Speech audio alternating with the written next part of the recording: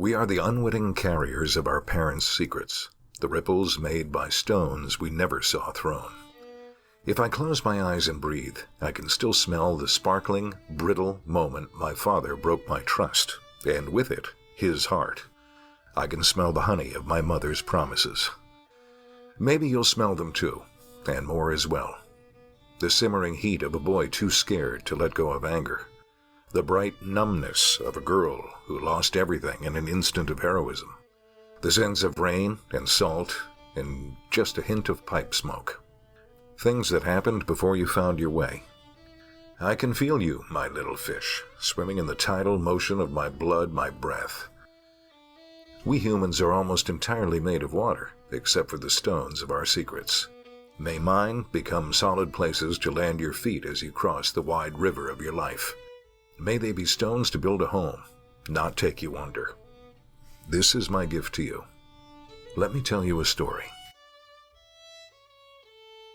Back before there was time, I lived with my father on an island, tucked away in an endless archipelago that reached up out of the cold salt water, hungry for air.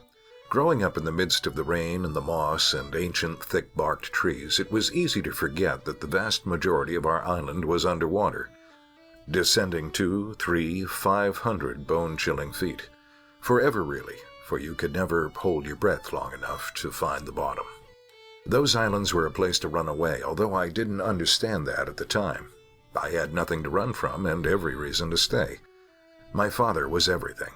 I've heard people say that someone is their whole world, their eyes filled with stars.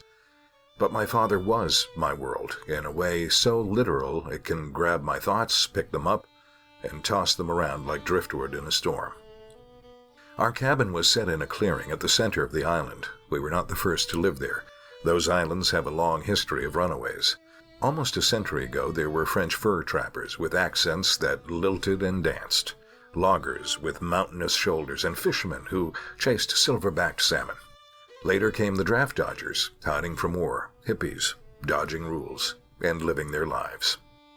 The islands took them all in. The storms and the long, dark winters spat most out again. The beauty there was raw. It could kill as easily as it could astonish. Our cabin had been built by the truest of runaways. He set up in a place where no one could find him and built his home from trees he felled himself. He spent 40 years on the island clearing space for a garden and planting an orchard. One autumn, however, he simply disappeared. Drowned, it was said. After that, the cabin was empty for years until we arrived and found the apple trees and opened the door. We raised the population of the island to 2. I don't remember arriving on the island myself. I was too young. I only remember living there. I remember the paths that wandered through those watchful trees, the odor of the dirt beneath our feet as dark and complicated as fairy tales. I remember our one-room cabin, the big chair by the wood stove, and our collection of stories and science books.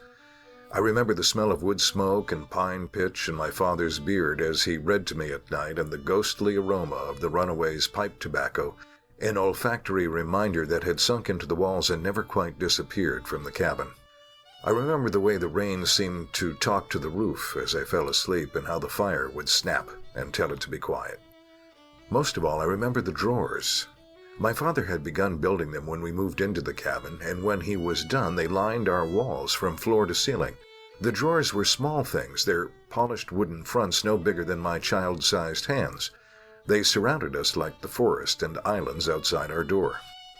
Each drawer contained a single small bottle, and inside each bottle was a piece of paper rolled around itself like a secret. The glass stoppers of the bottles were sealed with different colored waxes, red in the top rows, green for those below. My father almost never opened the bottles. "We need to keep them safe," he said, but I could hear the papers whispering inside the drawers. "Please," I'd ask again and again.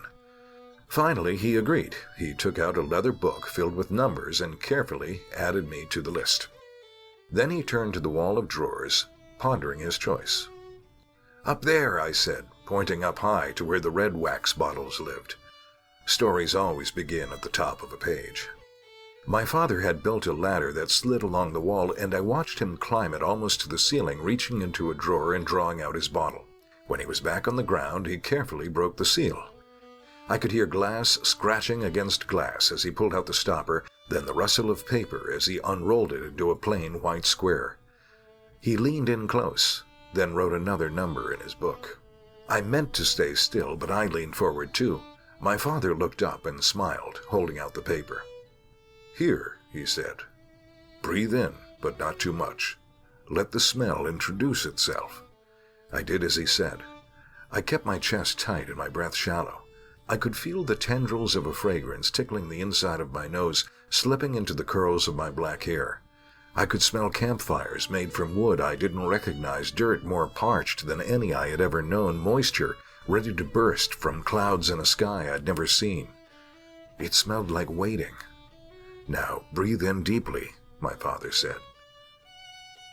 I inhaled and fell into the fragrance like Alice down the rabbit hole.